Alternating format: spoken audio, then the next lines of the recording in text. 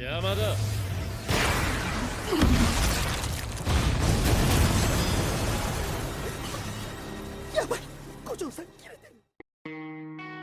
Debo de ponerles contexto para quienes no lo sepan. Yo hice una serie de 3 videos en los que yo expresaba el por qué Jujutsu Kaisen a mí no me gustaba. Había escuchado bastantes cosas positivas de la primera temporada de su anime, que por cierto tiene una animación muy buena, eso no lo voy a negar, pero yo me rehusaba a verlo porque realmente había visto clips en YouTube, había visto imágenes en ciertas redes sociales y no me convencía porque notaba ciertas cosas que se repetían de otros shonens. Es decir, a mi punto de vista parecía un copia y pega de varias cosas que yo ya conocía, y eso hacía que simplemente no me dieran ganas de verlo. Pero dije, ok, le voy a dar una oportunidad, porque en ese momento había salido el tráiler de la película de Jujutsu Kaisen 0 y el tráiler me llamó especialmente la atención y dije, ok, si veo la película sin haber tenido el contexto de la serie no voy a entender nada, así que necesito ver el anime para poder captar todas las cosas que la película me vaya dando y así pueda disfrutarla un poco más. No les miento cuando les digo que necesité de 4 intentos casi seguidos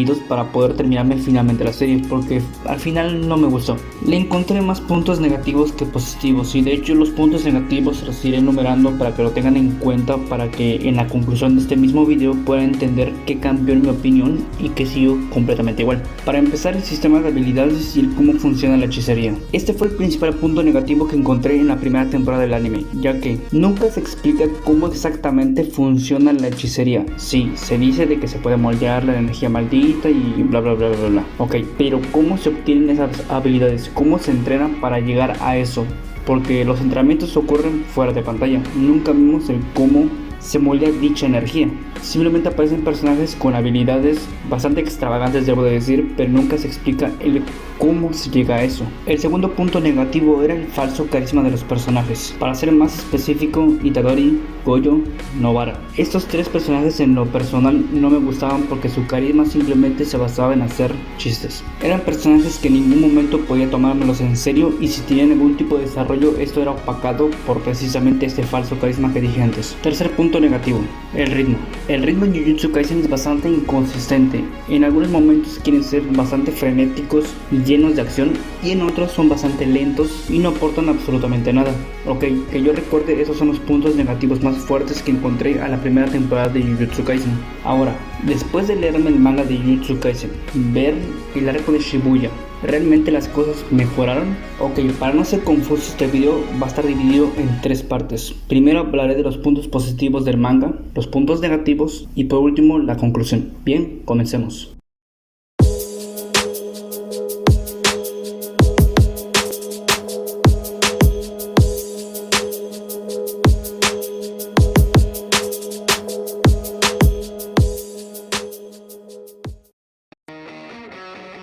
Como primer punto positivo a mencionar es el ritmo. El ritmo ha mejorado bastante y se nota. Ahora se nota más una clara consistencia en la historia y que sigue una misma línea hacia una conclusión.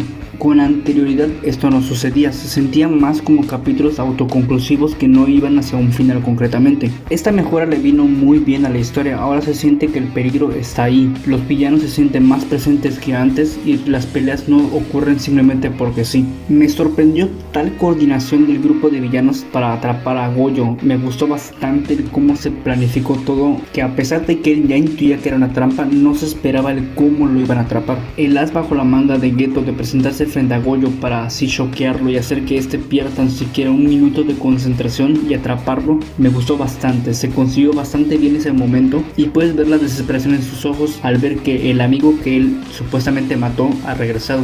Que ahora que hablo de Geto, agradezco bastante el detalle de haber mostrado finalmente su pasado. Esto ayuda no solamente como construcción del personaje, sino que ayuda a saber el porqué de sus acciones. Es interesante ver cómo una simple misión que para él debería ser una cosa más del día, lo marcó a tal punto que lo hizo cambiar completamente, que lo hizo ser el villano de la película de Jujutsu Kaisen 0. Y digo que se agradece este detalle porque yo todo el tiempo mientras veía la película tomaba a Geto como la figura clásica del villano, un villano que es auténticamente carismático y que sabe cómo atraer a las personas simplemente por cómo es. Se expresa tan bien que te atrapa simplemente con escucharlo. Yo así me lo tomaba, pero ahora que sé su pasado puedo entender la complejidad que lo rodea. Sin duda el punto más positivo de la película de Jujutsu Kaisen 0 fue precisamente precisamente Geto, y agradezco mucho el detalle de haber mostrado el pasado que lo hizo marcar la diferencia en el Geto que estudiaba en la escuela de hechicería y el Geto que posteriormente sería la amenaza que resultó ser. Ustedes saben que Itadori lo llegué a llamar de muchas formas: bufón, un personaje que no me tomaba en serio, alguien que no tenía aparente desarrollo, etc. Pues aquí en el arco de Shibuya ocurre un suceso muy importante, y es de que los villanos hacen que Itadori finalmente se quiebre. Debo declarar que yo nunca dije que Itadori no tuviera un desarrollo. Yo creo que se malentendieron mis palabras y creyeron que para mí Itadori no lo tenía. Yo llegué a decir de que el hecho de que Itadori lo hicieran ser constantemente el bufón de la serie hacía que opacara ese desarrollo, mas no nunca negué que lo tuviera. Aquí supieron explotar el personaje de la mejor manera, hicieron que se desarrollara como protagonista y también que desarrollara sus habilidades que nunca me gustaron porque yo sentía que eran habilidades regaladas, pero bueno, pero por lo menos se aprovecharon aquí. Hay un gran contraste entre el Itadori de la serie y el Itadori del arco de Shibuya, y este es de que finalmente le quitaron ese papel de bufón, porque a mí no me gustaba que el personaje todo el tiempo, para que me agradase, tuvieran que hacerlo contarme chistes en lugar de verlo como tenía que afrontar ese nuevo destino que se le había impuesto. Finalmente la historia se siente con seriedad, se siente que todo el tiempo hay un peligro ahí y cualquier cosa puede suceder, y esto me lo dejó muy claro con la muerte de Nanami, una muerte que marcó al personaje de Itadori e hizo que se quebrara mentalmente. He llegado a mencionar de que Nanami se me hace un mejor profesor que Goyo, y no retiro lo dicho. Las interacciones que había entre estos dos personajes se sentían genuinamente como de profesor y alumno. Había un desarrollo de Itadori junto a él que no se veía con Goyo. Y el que me muestren una muerte tan cruda con un personaje tan bueno hizo que no solamente sintiera lástima por Itadori, sino que sintiera lástima por mí, porque era un personaje que me gustaba bastante. Tenía tanto potencial para mostrar, pero me alegra que el autor tomara este riesgo. No todos los autores se arriesgan a tal punto de presentar muertes de personajes importantes, y sin duda alguna este personaje ha marcado un antes y un después en el protagonista. Que hablando de marcar, me gustó mucho también el hecho de que finalmente se mostró el potencial de Megumi, ya que era un personaje que desde la primera temporada se había mencionado que tenía un potencial guardado, y Sukuna por eso mismo estaba interesado en él. Aquí finalmente se muestra ese potencial, y hasta el mismo Sukuna confirma de que si en ese entonces, cuando iba a soltar este potencial, lo hubiese hecho, él estaría completamente muerto. Que ahora que estoy hablando de una maldición, debo de mencionar que me gustó mucho el trato que se le dio a las maldiciones. Se les dio una humanización que yo creo hacía falta, porque como ellos mencionaban de que provenían de sentimientos, de emociones, ellos se consideraban más auténticos que los mismos seres humanos, y me gustó mucho el hecho que se les dio el tiempo de explorarlos. Hace que nosotros como espectadores podamos presenciar la otra cara de la moneda, porque siempre vemos todo desde los ojos de los hechiceros, pero nunca del lado de las maldiciones a los que ellos tienen que acabar. Si se dan cuenta, he estado tocando brevemente el punto de las muertes, la muerte de Nanami, el tema de las maldiciones y el cómo marcan estas mismas al protagonista. Y es de que las muertes están muy bien llevadas aquí. Cada muerte se siente que está planificada y también que está justificada. Y es que en un suceso como el de Shibuya realmente hacía falta que ocurrieran muertes, porque no todo el tiempo los personajes van a estar sobreviviendo por conveniencias de guión. En algún punto tiene que haber muertes sí o sí, y aquí se les da el peso que se les tiene que dar. Sin duda alguna, este arco de Shibuya ha presentado cosas muy buenas y tiene bastantes puntos positivos, pero así como tiene puntos positivos, lamento decir de que tiene muchos otros puntos negativos. Sí, a pesar de todo lo positivo antes mencionado, la obra no ha sabido desprenderse de su mayor punto negativo, y este es el no tener unas bases lo suficientemente sólidas para sostener una obra. Y es que a día de hoy, con 206 capítulos publicados, no queda lo suficientemente claro cómo funciona exactamente la hechicería. Y algunos me dirán, oye, pero esto se explicó en los primeros capítulos de la primera temporada del anime. Y diré, sí, se explicó. Pero dime tú, ¿qué tanto se ha profundizado en este tema y dónde comienzan y dónde terminan los límites de estos mismos? Porque no sabemos cuál es el origen exacto de la energía maldita. ¿Qué proceso debe de llevar para poder crear cosas a partir de ella? ¿Cómo surgen las habilidades especiales de cada personaje? Porque sí, se menciona lo de los clanes, pero por ejemplo, personajes como Nanami, ¿cómo explicas la habilidad que él posee? Porque hasta donde yo tenga conocimiento, Nanami no pertenece a ningún clan.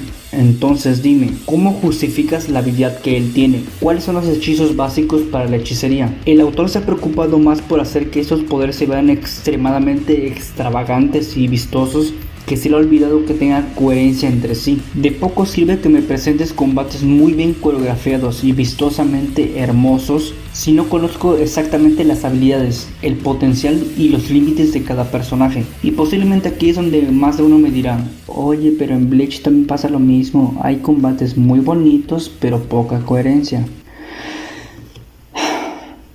Vamos a ver, si nos vamos a poner a hacer comparaciones, hagamos comparaciones. Quiero que mires a la pantalla y me digas qué hay en común en estas habilidades.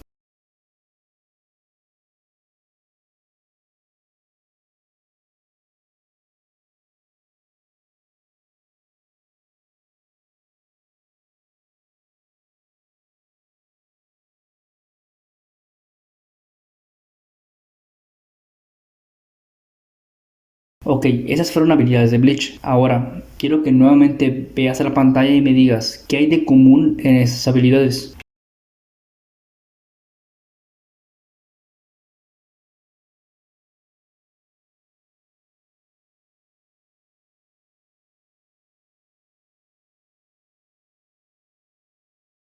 Exacto, que todas parten de una base. Tanto Bleach como Naruto tienen bases sólidas que hace que el espectador no se sienta raro o extrañado viendo otras muy parecidas, porque previamente fue establecido cómo funciona la energía que emplean en ese mundo, el cómo se le da forma para tener distintas habilidades y cómo estas comparten cosas en común, porque al fin y al cabo todas tienen la misma base. Es por eso que no se nos hace extraño cuando en Naruto invocan armas, animales o incluso seres de gran poder, porque previamente fue establecido el contrato de invocación. Y cuando vemos de que Madara invoca el Kyuubi, no se nos hace raro, porque sabemos que existen los contratos y posiblemente el Kyuubi fue forzado a firmar este tipo de contrato, pero la base está ahí, no se nos hace raro. Al igual en Bleach vemos que las distintas razas se mueven a unas velocidades bastante parecidas. Esto ocurre porque la base de esa habilidad está ahí. El espectador puede atar cabos y ver similitudes porque está previamente explicado, y también hay límites, porque no vamos a ver que de repente,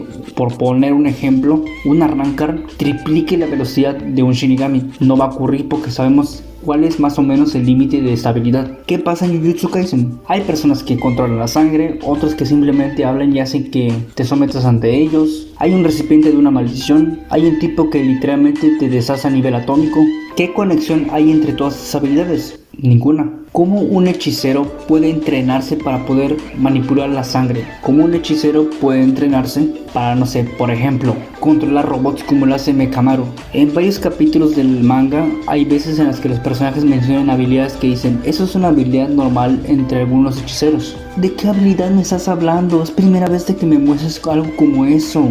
Antes no me has mostrado ningún hechicero que tenga dicha habilidad. Es como Goyo dice: simplemente voy a utilizar tal hechizo para que no me haga daño esto, o voy a utilizar este hechizo para que haga esto. ¿De qué me hablas? No he visto a otro hechicero que haga este tipo de hechizos. Es primera vez de que la obra me está presentando esos hechizos que antes no me había dicho. Los personajes se la pasan hablando de hechizos, se las pasan hablando de habilidades que el espectador no conoce. Es como si el autor creyera que los espectadores ya saben a qué se están refiriendo. Y no sabemos porque no se nos ha presentado con anterioridad. Esto mismo pasa con los personajes. Cuando está ocurriendo un combate apenas si conocemos sus habilidades. Y a media batalla es cuando de repente dicen: ah, resulta que podía hacer esto. Si apenas conocemos las bases del personaje, apenas si sabemos cuál es su personalidad, mucho menos vamos a ver las habilidades que tiene a profundidad. Y esto es un grave error porque, repito, no sabemos cuáles son los principios y los límites de dichas habilidades, o no sabemos más bien qué habilidades tiene. El más claro ejemplo que podría tener es el lechoso, de que primero se menciona que no puede utilizar la sangre de su propio cuerpo porque terminaría desangrándolo, por ende moriría. ¿Y qué pasa a medio combate? Resulta que como es mitad maldición, esto no le afecta. Sé que anteriormente puse como un punto positivo el que me explicaran el pasado de Suguru Geto. Eso lo mantengo. Ahora, Suguru Geto también cae en el punto negativo, pero dirás: oye, pero ¿no se contradice con lo que me acabas de decir primero? Déjame te explico. Geto como villano para mí funciona muy bien. Es un personaje que carga un carisma único en lo que engloba a Jujutsu Kaisen. El hecho de que estuviese conectado con Gojo hace que tenga mayor peso en la historia, porque da juego a que se explore más psicología tanto de Geto como de Gojo, y por ende representa no solamente una amenaza a nivel catástrofe, sino una amenaza a nivel emocional. Entonces, si él ya funcionaba perfectamente como un villano, ¿por qué lo cambias? El gran giro de trama que se dio de que en realidad el villano no era Geto, sino alguien que ocupaba su cuerpo, miren, siéndoles muy sincero, para mí esto no funciona, incluso podría empeorar más la obra de Jujutsu Kaisen. ¿Por qué lo digo? Porque en los últimos capítulos se nos fue explicando de que en realidad ese villano lleva viviendo más de 150 años, es decir, todos los sucesos de Jujutsu Kaisen fueron planificados por este mismo. Esto es muy similar a lo que pasó en Bleach con Aizen, y debo decir de que con Aizen funcionó porque fue de las primeras veces en el que se exploraba esta situación. Ojo, no estoy diciendo de que esto sea realmente del todo malo, pero yo creo que esto ya estuvo muy bien explorado en Bleach como para que se trate de replicar aquí. Para serles 100% sincero, no me gusta esta decisión. Geto ya funcionaba como villano, ya tenía un trasfondo y un peso en la historia, y que me hagas esta revelación de último momento para mí simplemente lo empeora. Porque dime, ¿qué aporta de que realmente este nuevo villano esté ocupando el cuerpo de Geto? A nivel psicológico nada, porque de hecho hasta el mismo Gojo asume rápidamente de que este no es su amigo, e incluso otros personajes rápidamente llegan a la misma conclusión. Así que un peso psicológico o emocional no genera este suceso. A nivel narrativo, puede ser, pero tendría que esperar a que la obra continúe y lleve un gran número de capítulos avanzados para que esto tenga cierto sentido, porque de momento para mí no lo tiene. Y así como se le dio este maltrato a este personaje, también ocurrió con otros, como por ejemplo Maki. Maki representaba un gran peso en la obra, ya que era uno de los personajes que no tenía energía maldita, y esto la colocaba en un puesto de desventaja completo. Realmente tenía que valerse más que nada de sus habilidades físicas que de hechicería. El personaje daba mucho juego para explorarlo, desarrollarlo y posteriormente darle un buen arco en el que su historia tenga una gran conclusión. Pero, ¿qué hizo el autor? En lugar de mostrarme el poder de Maki a nivel emocional, demostrarme de que es una mujer hecha y derecha y tiene unos objetivos muy claros, para empezar le dio un power up completamente innecesario y la hizo masacrar a su clan.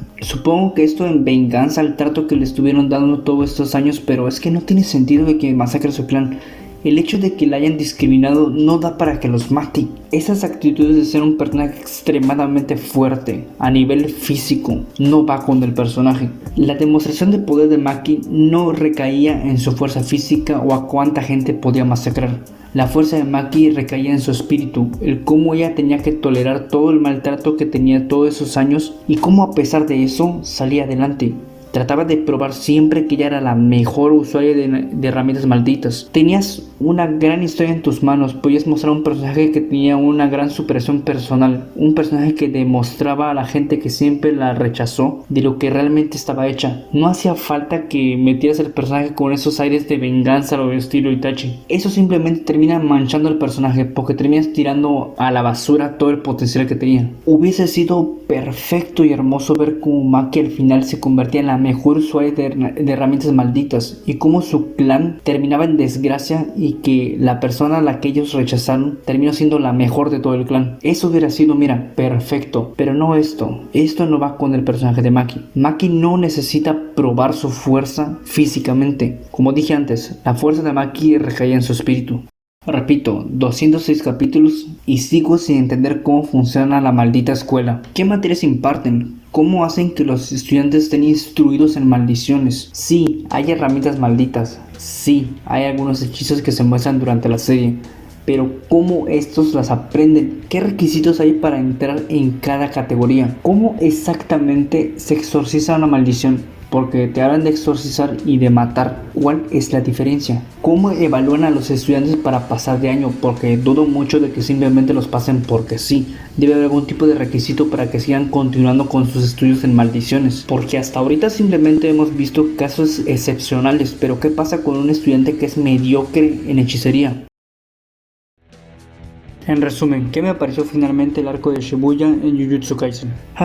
Para los estándares de calidad que me estuvo manejando la obra en sus inicios, este es un gran salto en calidad. Finalmente el autor supo pulir varios aspectos que en la primera temporada quedaron bastante flojos, y aquí se les dio un mayor peso e importancia en la historia. Le reconozco mucho la valentía que tuvo a la hora de sacrificar personajes, y por supuesto es el que marque de cierta manera al protagonista que precisamente en la primera temporada se me hacía, si bien no un mal protagonista, sí era muy opacado por el exceso de comedia que quería el autor transmitir en él. Aquí Itadori presentó una mejora enorme como protagonista, y realmente se lo aplaudo al autor, y me gusta este nuevo cambio de Itadori. Realmente se percibe un mejor aire en el personaje, algo que debió cimentarse desde la primera temporada, porque el mundo que presenta Jujutsu Kaisen es un mundo con bastante potencial y bastante crudo. En su mayoría mi problema recaía en su primera temporada del anime, donde, les repito, se presentaba un mundo con bastante potencial crudo y que se notaba que era una historia bastante seria. Lógicamente ese contraste desde el primer capítulo a los siguientes, en los que simplemente era comedia y un shonen, sin ofender, bastante genérico, me terminaba de descolocar en la historia y decía que no la quisiera continuar. Pero aquí el manga hizo todo lo contrario, retomó esa idea del primer capítulo y lo expandió a tal punto de que se siente como si fuese una obra totalmente diferente. Pero ¿cuál es el problema? La estructura que sostiene toda la obra. Puedes tener todos los personajes carismáticos que tú quieras, puedes tener batallas increíbles y bien coreografiadas, puedes tener los mejores diseños de personajes, y aún así, si las bases que tú planteas son bastante flojas, de nada te sirve tener todo lo anterior dicho. Para no repetirme nuevamente con lo que ya dije en los puntos negativos, Jujutsu Kaisen tiene bastante potencial, pero por desgracia este potencial no es explorado, se queda simplemente ahí. El autor prefiere centrarse en las peleas y el cómo se resuelven estas, que se le olvida cómo explicar precisamente cómo funcionan sus habilidades, los límites y el potencial que pueden presentar cada una de ellas. No hay coherencia en ninguna de las habilidades, simplemente ves que alguien tiene X poder, alguien tiene otro poder y alguien tiene un poder diferente. Nunca hay una correlación entre estas, y cuando estos personajes con estas habilidades se presentan a un peligro, durante ese combate se van presentando conveniencias que hacen que este personaje o gane o pierda. Y sí, digo conveniencias porque nunca es presentado el cómo funciona exactamente todo. Si se hubiese explicado desde un inicio, podría entender por qué el personaje o ganó o perdió, pero no, simplemente a medio combate me explican ciertas reglas, y si ya tengo algunas reglas planteadas, estas se terminan contradiciendo. Si me preguntan con qué compararía o con qué representaría yo a Jujutsu Kaisen, sería con lo siguiente. A Jujutsu Kaisen lo podría describir como una bonita edificación, es decir, un edificio muy bonito por fuera, bien amueblado, con una decoración de 10, pero que tiene unas bases bastante frágiles. En cualquier momento esa edificación puede caerse. Ahora procederé a dejarlo lo más claro posible. ¿Hubo una mejora en Jujutsu Kaisen? Sí. ¿El arco de Shibuya es bueno? Sí. ¿Esto corrige u opaca los errores que tuvo al principio? Es decir, en general, ¿hace que la obra sea buena? No. Desgraciadamente esos errores siguen ahí. Y no me malentiendan, con esto no quiero decir de que soy un hater o alguien que odie el trabajo del señor Akutami, porque claramente con el arco de Shibuya me ha probado de que es un buen mangaka y sabe escribir lo que es la tensión y la acción en una historia. Creo que puedo entender su decisión de no continuar con la historia que había planteado en Jujutsu Kaisen 0. Créanme que cuando les digo que el mundo del manga es muy difícil, y es también de igual manera difícil que un autor pueda presentar una historia fresca y a su vez hacerla famosa. Al ser una industria tan difícil, es por esto que muchos de ellos deciden simplemente tomar cosas que ya son exitosas, moverle una que otra cosa y posteriormente presentarla. Lo siento, pero en mi opinión Jujutsu Kaisen es una obra bastante sobrevalorada. Ojo, con esto no estoy diciendo de que sea mala, porque muchas personas cuando se les dice que algo está sobrevalorado, automáticamente piensan que uno está diciendo de que es malo. Y no, sobrevalorado no es malo, simplemente es de que a algo se le da más valor de que él realmente tiene. A mí en lo personal Jujutsu Kaisen no me terminó de gustar, pero confío que su autor más adelante puede presentar otra obra donde aprenda de los errores que ya planteó en Jujutsu Kaisen, donde pueda ahora sí presentar una historia más consistente, que se explore más el mundo que está planteado y pueda explotarlo a su máximo potencial. Por mi parte voy a estar muy al pendiente de cualquier trabajo que más adelante pueda lanzar el señor Gege Akutami. Utami, porque me ha demostrado con el arco de Shibuya que sí sabe escribir buenas cosas, y más adelante con una mejor libertad creativa puede ser que saque una muy buena obra, pero desgraciadamente esa obra no es Jujutsu Kaisen. Recuerda que si el video te ha gustado puedes suscribirte, darle like y compartir, con esto me ayudas a crecer de poco en poco. También te recuerdo que tengo dos redes sociales que son Twitter e Instagram, te las estaré dejando aquí abajo en la descripción para que puedas seguirme por ahí. Eso sería todo por mi parte, te deseo un excelente día y te estaré viendo hasta el siguiente video. Adiós. Ven, porque les digo que no puedo hacer videos más de 15 minutos a lo mucho. Se me acaba de reiniciar la computadora. Literalmente se crashó el programa y se reinició por completo.